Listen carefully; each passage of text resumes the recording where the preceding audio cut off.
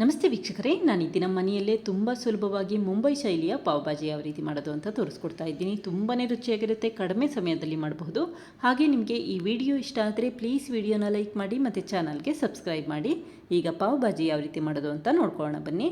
ಮೊದಲು ಕುಕ್ಕರ್ ಪ್ಯಾನ್ಗೆ 3 medium size ಟೊಮೆಟೊನ cut ಮಾಡಿ ಹಾಕೊಳ್ತಾ ಇದ್ದೀನಿ. ಹಾಗೆ ಸ್ವಲ್ಪ ಕ್ಯಾರೆಟ್ ಹಾಕೊಳ್ತಾ ಇದ್ದರೆ ತುಂಬ ಕಡಿಮೆ ಪ್ರಮಾಣದಲ್ಲಿ ಬೀಟ್ರೂಟ್ ಹಾಕೊಳ್ತಾ ಇದ್ದೀನಿ. ಒಂದು ಮೀಡಿಯಮ್ ಸೈಜ್ ಕ್ಯಾರೆಟಲ್ಲಿ ಅರ್ಧ ಭಾಗದಷ್ಟು ಕ್ಯಾರೆಟ್ ಉಪಯೋಗಿಸ್ಕೊಳ್ತಾ ಇದ್ದರೆ ಒಂದು ಮೀಡಿಯಮ್ ಸೈಜ್ ಬೀಟ್ರೂಟಲ್ಲಿ ಕಾಲು ಭಾಗದಷ್ಟು ಬೀಟ್ರೂಟ್ ಉಪಯೋಗಿಸ್ಕೊಂಡಿದ್ದೀನಿ. ಈಗ 3 ಆಲೂಗೆಡ್ಡೆನ ಸಿಪ್ಪೆ ತೆಗೆದು ಹೆಚ್ಚಿ ಹಾಕೊಂಡಿದ್ದೀನಿ. ನಂತರ ಅರ್ಧ ಕಪ್ಪಷ್ಟು ಬಟಾಣಿ ಹಾಕೊಳ್ತಾ ಇದ್ದೀನಿ. ಆಲೂಗೆಡ್ಡೆ ಮತ್ತು ಬಟಾಣಿ ಪ್ರಮಾಣ ಜಾಸ್ತಿ ಇರಬೇಕಾಗುತ್ತೆ ಪಾವ್ ಭಾಜಿ ಮಾಡಬೇಕಾದ್ರೆ. ಈಗ ರುಚಿಗೆ ತಕ್ಕಷ್ಟು ಉಪ್ಪು ಹಾಕೊಳ್ತಾ ಇದ್ದೀನಿ. ನಂತರ 1.5 ಕಪ್ಪಷ್ಟು ನೀರು ಹಾಕ್ಕೊಂಡು ಚೆನ್ನಾಗಿ ಮಿಕ್ಸ್ ಮಾಡ್ಕೊಳ್ತಾ ಇದ್ದೀನಿ. ಮೊದಲೇ ಹೇಳಿದಾಗೆ ಕ್ಯಾರೆಟ್ ಮತ್ತು ಬೀಟ್ರೂಟ್ನ ಜಾಸ್ತಿ ಪ್ರಮಾಣದಲ್ಲಿ ಉಪಯೋಗಿಸ್ಬೇಡಿ. ಬೀಟ್ರೂಟ್ನ ಆದಷ್ಟು ಕಡಿಮೆ ಪ್ರಮಾಣದಲ್ಲಿ ಉಪಯೋಗಿಸ್ಕೊಳ್ಳಿ. ಬೀಟ್ರೂಟ್ ಹಾಕೋದ್ರಿಂದ ಕಲರ್ ಚೆನ್ನಾಗಿ ಬರುತ್ತೆ ಅಂತಷ್ಟೇ ಸ್ವಲ್ಪ ಪ್ರಮಾಣದಲ್ಲಿ ಬೀಟ್ರೂಟ್ ಉಪಯೋಗಿಸ್ಬೇಕಾಗತ್ತೆ. ಈಗ ಲಿಡ್ ಕ್ಲೋಸ್ ಮಾಡಿ ಊರಿನ ಹೈ ಫ್ಲೇಮಲ್ಲಿ ಇಟ್ಕೊಳ್ತಾ ಇದ್ದೀನಿ. ಈ ರೀತಿ ಹೈ ಫ್ಲೇಮಲ್ಲಿ ತರಕಾರಿ ಬೇಯಿಸೋದ್ರಿಂದ ಬೇಗ ತರಕಾರಿ ಎಲ್ಲ ಬೆಂದ್ಬಿಡುತ್ತೆ. ಈಗ ನೋಡಿ 3 ವಿಷಲ್ ಬರ್ಸ್ಕೊಂಡಿದ್ದೀನಿ. ತಕ್ಷಣವೇ ಸ್ಟವ್ ಆಫ್ ಮಾಡಿಕೊಂಡು ಕುಕ್ಕರ್ನ ತಣ್ಣಗಾಗಲಿಕ್ಕೆ ಹಾಗೆ ಇಟ್ಟಿದ್ದೀನಿ. ಕುಕ್ಕರ್ ಚೆನ್ನಾಗಿ ತಣ್ಣಗಾದ ನಂತರ ಅಷ್ಟೇ ಲಿಡ್ ಓಪನ್ ಮಾಡ್ಕೊಳ್ತಾ ಇದ್ದೀನಿ. 3 ವಿಷಲ್ ಆದರೂ ಬರ್ಸ್ಕೊಳ್ಳಿ, ಆವಾಗ ತರಕಾರಿ ಎಲ್ಲ ಚೆನ್ನಾಗಿ ಬೆಂದಿರುತ್ತೆ ಮತ್ತು ಮ್ಯಾಶ್ ಮಾಡ್ಕೊಳ್ಳಿಕ್ಕೂ ಕೂಡ ತುಂಬ ಸುಲಭ ಆಗುತ್ತೆ. ಹಾಗೆ ತರಕಾರಿ ಎಲ್ಲ ತುಂಬ ಬಿಸಿ ಇರಬೇಕಾದ್ರೇ ಈ ರೀತಿ ಮ್ಯಾಶ್ ಮಾಡ್ಕೊಳ್ಳಿ, ಆವಾಗ ಬೇಗ ಮ್ಯಾಶ್ ಮಾಡ್ಕೋಬಹುದು. ನೋಡಿ ಎಷ್ಟು ಬೇಗ ಮ್ಯಾಶ್ ಮಾಡ್ಕೊಳ್ತಾ ಇದ್ದೀನಿ ಅಂತ ಗೊತ್ತಾಗ್ತಾ ಇದೆ. ನಾನಿಲ್ಲಿ ಆಲೂಗೆಡ್ಡೆ ಮ್ಯಾಶರ್ ಉಪಯೋಗಿಸ್ಕೊಂಡು ತರಕಾರಿಗಳನ್ನ ಮ್ಯಾಶ್ ಮಾಡ್ಕೊಳ್ತಾ ಇದ್ದೀನಿ. ಈ ರೀತಿ ಮಾಡೋದ್ರಿಂದ 1-2 ನಿಮಿಷದಲ್ಲಿ ತರಕಾರಿ ಎಲ್ಲ ಬೇಗ ಮ್ಯಾಶ್ ಮಾಡ್ಕೋಬಹುದು ಅಂತಷ್ಟೇ. ನೀವು ತರಕಾರಿನ ಚೆನ್ನಾಗಿ ಬೇಯಿಸಿದಷ್ಟು ಮ್ಯಾಶ್ ಮಾಡೋದು ಕೂಡ ತುಂಬ ಸುಲಭ ಆಗುತ್ತೆ.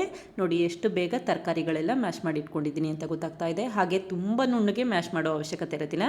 ಈ ರೀತಿ ಸ್ವಲ್ಪ ತರಿತರಿಯಾಗಿ ತರಕಾರಿಗಳನ್ನ ಮ್ಯಾಶ್ ಮಾಡಿ ಇಟ್ಕೊಂಡ್ರೆ ಸಾಕಾಗುತ್ತೆ. ಈಗ ನೋಡಿ ತರಕಾರಿಗಳನ್ನೆಲ್ಲ ಚೆನ್ನಾಗಿ ಮ್ಯಾಶ್ ಮಾಡಿ ಇಟ್ಕೊಂಡಿದ್ದೀನಿ. ಇದನ್ನೀಗ ಹಾಗೆ ಎತ್ತಿಟ್ಕೊಳ್ತಾ ಇದ್ದೀನಿ.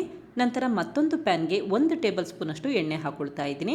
ಹಾಗೆ 2 ಟೇಬಲ್ ಸ್ಪೂನಷ್ಟು ಬೆಣ್ಣೆ ಹಾಕೊಳ್ತಾ ಇದ್ದೀನಿ. ನೀವು ಇಲ್ಲಿ ಬೆಣ್ಣೆ ಪ್ರಮಾಣ ಜಾಸ್ತಿನಾದರೂ ಮಾಡ್ಕೋಬಹುದು ಅಥವಾ ಕಡಿಮೆನಾದರೂ ಮಾಡ್ಕೋಬಹುದು, ಅಥವಾ ಬೆಣ್ಣೆಯಲ್ಲೇ ಪಾವ್ ಭಾಜಿ ಮಾಡ್ಕೋಬಹುದು. ಎಣ್ಣೆ ಬೇಡ ಅನ್ಸಿದ್ರೆ ಕೇವಲ ಬೆಣ್ಣೆ ಉಪಯೋಗಿಸ್ಕೊಂಡೇ ಪಾವ್ ಭಾಜಿ ಮಾಡ್ಕೊಳ್ಳಿ. ಈಗ 1 ಟೀ ಸ್ಪೂನಷ್ಟು ಜೀರಿಗೆ ಹಾಕೊಂಡಿದ್ದೀನಿ. ಹಾಗೆ 2 ಮೀಡಿಯಮ್ ಸೈಜ್ ಈರುಳ್ಳಿನ ಸಣ್ಣದಾಗಿ ಹೆಚ್ಚಿ ಹಾಕೊಂಡು ಫ್ರೈ ಮಾಡ್ಕೊಳ್ತಾ ಇದ್ದೀನಿ.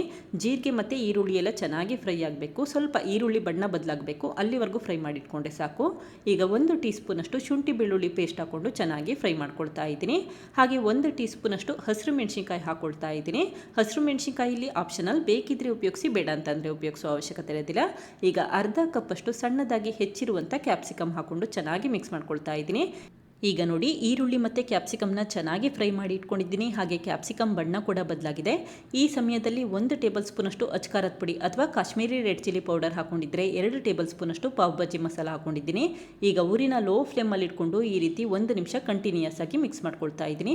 ಅಚ್ಕಾರದ ಪುಡಿ ಮತ್ತು ಪಾವ್ ಭಾಜಿ ಮಸಾಲ ಎಲ್ಲ ಚೆನ್ನಾಗಿ ಬೇಯಬೇಕು ಮತ್ತು ಎಣ್ಣೆಯಲ್ಲಿ ಫ್ರೈ ಆಗಬೇಕು. ಅದಕ್ಕೋಸ್ಕರ 1 ನಿಮಿಷ ಫ್ರೈ ಮಾಡಿ ಇಟ್ಕೊಂಡ್ರೆ ಸಾಕು. ತುಂಬ ಸಮಯ ಫ್ರೈ ಮಾಡಬೇಡಿ, ಆವಾಗ ಕಪ್ಪಾಗೋ ಚಾನ್ಸಸ್ ಇರುತ್ತೆ. ಈಗ ತಕ್ಷಣವೇ ಮ್ಯಾಶ್ ಮಾಡಿರುವಂಥ ತರಕಾರಿ ಹಾಕೊಳ್ತಾ ಇದ್ದೀನಿ. ನೋಡಿ ಬೀಟ್ರೂಟ್ ಹಾಕಿರೋದ್ರಿಂದ ತರಕಾರಿ ಎಷ್ಟು ಒಳ್ಳೆ ಬಣ್ಣ ಬಂದಿದೆ ಅಂತ ಗೊತ್ತಾಗ್ತಾ ಇದೆ.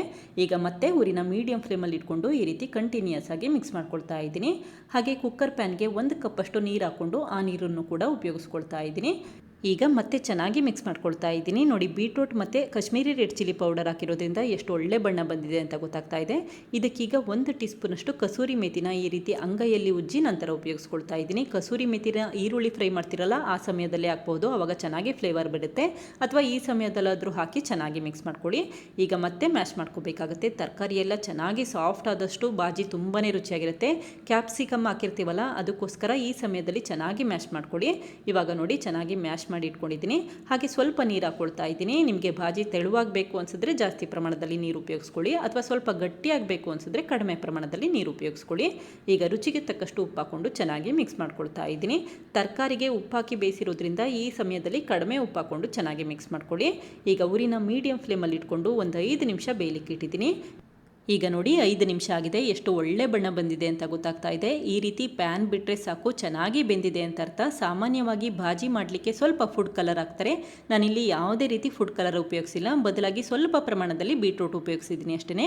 ಕೊನೆಯದಾಗಿ 3 ಟೇಬಲ್ ಸ್ಪೂನಷ್ಟು ಸಣ್ಣದಾಗಿ ಹೆಚ್ಚಿರುವಂಥ ಕೊತ್ತಂಬರಿ ಸೊಪ್ಪು ಹಾಕಿದರೆ ಅರ್ಧ ಹೋಳು ನಿಂಬೆಹಣ್ಣಿನ ರಸ ಹಾಕೊಳ್ತಾ ಇದ್ದೀನಿ. ಭಾಜಿ ಮಾಡಬೇಕಾದ್ರೆ ಯಾವಾಗಲೂ ಅಷ್ಟೇ ನಿಂಬೆಹಣ್ಣಿನ ರಸ ಹಾಕಿ ನೋಡಿ, ತುಂಬಾ ರುಚಿಯಾಗಿ ಬರುತ್ತೆ. ಈಗ ಮತ್ತೆ ಮಿಕ್ಸ್ ಮಾಡ್ಕೊಳ್ತಾ ಇದ್ದೀನಿ. ಈ ರೀತಿ ಚೆನ್ನಾಗಿ ಮಿಕ್ಸ್ ಮಾಡಿದ ನಂತರ ಮತ್ತೆ ಮ್ಯಾಶ್ ಮಾಡ್ಕೋಬೇಕಾಗತ್ತೆ. ನೀವು ಎಷ್ಟು ಸರಿ ಮ್ಯಾಶ್ ಮಾಡ್ಕೊಳ್ತೀರಾ ಅಷ್ಟು ರುಚಿಯಾಗಿ ಭಾಜಿ ಬರುತ್ತೆ. ಈಗ ನೋಡಿ ಚೆನ್ನಾಗಿ ಮ್ಯಾಶ್ ಮಾಡ್ಕೊಳ್ತಾ ಇದ್ದೀನಿ. ಈ ಸಮಯದಲ್ಲಿ ಮ್ಯಾಶ್ ಮಾಡೋದ್ರಿಂದ ಕೊತ್ತಂಬರಿ ಸೊಪ್ಪು ಫ್ಲೇವರ್ ಎಲ್ಲ ಚೆನ್ನಾಗಿ ಬಿಡುತ್ತೆ ಅಂತಷ್ಟೇ. ಈಗ ನೋಡಿ ಭಾಜಿ ಎಷ್ಟು ಚೆನ್ನಾಗಿ ಬಂದಿದೆ ಅಂತ ಗೊತ್ತಾಗ್ತಾ ಇದೆ. ಈ ರೀತಿ ಬಂದಿರಬೇಕು, ಆವಾಗ ತುಂಬಾ ರುಚಿಯಾಗಿರುತ್ತೆ. ಈಗ ಮತ್ತೆ ಊರಿನ ಮೀಡಿಯಂ ಫ್ಲೇಮಲ್ಲಿ ಇಟ್ಕೊಂಡು 1 ನಿಮಿಷ ಬೇಯಲಿಕ್ಕೆ ಇಟ್ಟಿದ್ದೀನಿ. ಯಾವಾಗ ಈ ರೀತಿ ಕುದಿಲಿಕ್ಕೆ ಶುರುವಾಗುತ್ತೆ ಆವಾಗ ತಕ್ಷಣ ಸ್ಟವ್ ಆಫ್ ಮಾಡ್ಕೋಬಹುದು. ಈಗ ಭಾಜಿ ರೆಡಿಯಾಗಿದೆ, ಸ್ಟವ್ ಆಫ್ ಮಾಡ್ಕೊಂಡಿದ್ದೀನಿ. ನಂತರ ಮತ್ತೊಂದು ಪ್ಯಾನ್ಗೆ 1 ಟೀ ಸ್ಪೂನಷ್ಟು ಬೆಣ್ಣೆ ಹಾಕಿದ್ದೀನಿ. ಹಾಗೆ 1/4 ಟೀ ಸ್ಪೂನಷ್ಟು ಕಾಶ್ಮೀರಿ ರೆಡ್ ಚಿಲ್ಲಿ ಪೌಡರ್ ಹಾಕಿದರೆ ಸ್ವಲ್ಪ ಪ್ರಮಾಣದಲ್ಲಿ ಕೊತ್ತಂಬರಿ ಸೊಪ್ಪು ಹಾಗೆ ಸ್ವಲ್ಪ ಪ್ರಮಾಣದಲ್ಲಿ ಭಾಜಿ ಹಾಕಿದ್ದೀನಿ. ಭಾಜಿ ಹಾಕಿ ನೋಡಿ ತುಂಬಾ ರುಚಿಯಾಗಿ ಬರುತ್ತೆ. ಈಗ ಸ್ಪೂನಲ್ಲಿ ಚೆನ್ನಾಗಿ ಮಿಕ್ಸ್ ಮಾಡಿ ಇಟ್ಕೊಂಡಿದ್ದೀನಿ. ನಂತರ ಪಾವ್ ಬ್ರೆಡ್ನ ಈ ರೀತಿ ಕಟ್ ಮಾಡ್ಕೊಳ್ತಾ ಇದ್ದೀನಿ. ಪಾವ್ ಭಾಜಿಗೆ ಅಂತಲೇ ಬ್ರೆಡ್ ಮಾಡ್ತಾರೆ, ಆ ಬ್ರೆಡನ್ನು ಉಪಯೋಗಿಸ್ಬೇಕಾಗುತ್ತೆ. ಇಲ್ಲ ಅಂತ ಅಂದರೆ ನಾರ್ಮಲ್ ಬನ್ ಕೂಡ ಉಪಯೋಗಿಸ್ಬಹುದು. ಈಗ ತವಾ ಮೇಲೆ ಬನ್ನನ್ನು ಇಟ್ಕೊಂಡಿದ್ದೀನಿ. ಹಾಗೆ ನೋಡಿ ಇಲ್ಲಿ ಸ್ವಲ್ಪ ಪ್ರಮಾಣದಲ್ಲಿ ಬೆಣ್ಣೆ ಹಾಕ್ಕೊಳ್ತಾ ಇದ್ದೀನಿ. ಬೆಣ್ಣೆ ಹಾಕೋದ್ರಿಂದ ತುಂಬ ಚೆನ್ನಾಗಿ ಬರುತ್ತೆ ಅಂತಷ್ಟೇ. ಈಗ ನೋಡಿ ಮಸಾಲೆ ಎಲ್ಲ ಎಷ್ಟು ಚೆನ್ನಾಗಿ ಅಂಟ್ಕೊಂಡಿದೆ ಅಂತ ಗೊತ್ತಾಗ್ತಾ ಇದೆ. ಈ ರೀತಿ 2 ಸೈಡ್ ಬನ್ ಬೇಯಿಸಿದ್ರೆ ಸಾಕಾಗುತ್ತೆ, ತುಂಬ ಸಮಯ ಬೇಯಿಸೋ ಅವಶ್ಯಕತೆ ಇರೋದಿಲ್ಲ. ಈಗ ಬನ್ ರೆಡಿಯಾಗಿದೆ, ಇದನ್ನೀಗ ಒಂದು ಪ್ಲೇಟಿಗೆ ಸರ್ವ್ ಮಾಡಿ ಇಟ್ಕೊಂಡಿದ್ದೀನಿ. ಹಾಗೆ ಬಾಜಿನೂ ಕೂಡ ಬಿಸಿ ಇರಬೇಕಾದ್ರೆ ಪ್ಲೇಟಿಗೆ ಸರ್ವ್ ಮಾಡ್ಕೊಳ್ಳಿ, ಆವಾಗ ತುಂಬಾ ರುಚಿಯಾಗಿ ಬರುತ್ತೆ. ನಂತರ ಸ್ವಲ್ಪ ಈರುಳ್ಳಿನ ಉದ್ದವಾಗಿ ಹೆಚ್ಚಿ ಇಟ್ಕೊಂಡಿದ್ದೀನಿ. ಹಾಗೆ ಒಂದು ಸಣ್ಣ ಪೀಸ್ ನಿಂಬೆಹಣ್ಣನ್ನು ಇಟ್ಕೊಳ್ತಾ ಇದ್ದೀನಿ. ಹಾಗೆ ನೋಡಿ ಇಲ್ಲಿ ಸ್ವಲ್ಪ ಕೊತ್ತಂಬರಿ ಸೊಪ್ಪು ಮತ್ತು ಬೆಣ್ಣೆ ಇಟ್ಕೊಳ್ತಾ ಇದ್ದೀನಿ. ಯಾವಾಗಲೂ ಅಷ್ಟೇ ಪಾವ್ ಭಾಜಿನ ಬೆಣ್ಣೆ ಜೊತೆ ಸರ್ವ್ ಮಾಡಿ ನೋಡಿ, ತುಂಬಾ ಚೆನ್ನಾಗಿ ಅನ್ನಿಸ್ತಾ ಇರುತ್ತೆ. ಹಾಗೆ ಬಿಸಿ ಇರಬೇಕಾದ್ರೇ ತಿನ್ನಬೇಕಾಗತ್ತೆ, ಆವಾಗ ತುಂಬಾ ರುಚಿಯಾಗಿ ಅನ್ನಿಸ್ತಾ ಇರುತ್ತೆ. ನೋಡಿ ಎಷ್ಟು ಚೆನ್ನಾಗಿ ಭಾಜಿ ಬಂದಿದೆ ಅಂತ ಗೊತ್ತಾಗ್ತಾ ಇದೆ. ನಾವು ಯಾವ ತರಕಾರಿ ಹಾಕಿದ್ದೀವಿ ಅಂತಲೂ ಗೊತ್ತಾಗ್ತಾ ಇಲ್ಲ, ಅಷ್ಟು ಚೆನ್ನಾಗಿ ಬಂದಿದೆ, ತುಂಬಾ ರುಚಿಯಾಗಿರುತ್ತೆ. ನೋಡಿದ್ರಲ್ಲ ಫ್ರೆಂಡ್ಸ್, ಎಷ್ಟು ಸುಲಭವಾಗಿ ಮುಂಬೈ ಶೈಲಿಯಲ್ಲಿ ಪಾವ್ ಭಾಜಿ ಯಾವ ರೀತಿ ಮಾಡಿದೆ ಅಂತ ಗೊತ್ತಾಯ್ತಲ್ವಾ. ನೀವು ಕೂಡ ಒಮ್ಮೆ ಪ್ರಯತ್ನಿಸಿ, ಖಂಡಿತ ಇಷ್ಟಪಡ್ತೀರಾ. Thank you. ಲೈಕ್ ಮಾಡಿ ಮತ್ತು ಸಬ್ಸ್ಕ್ರೈಬ್ ಮಾಡಿ.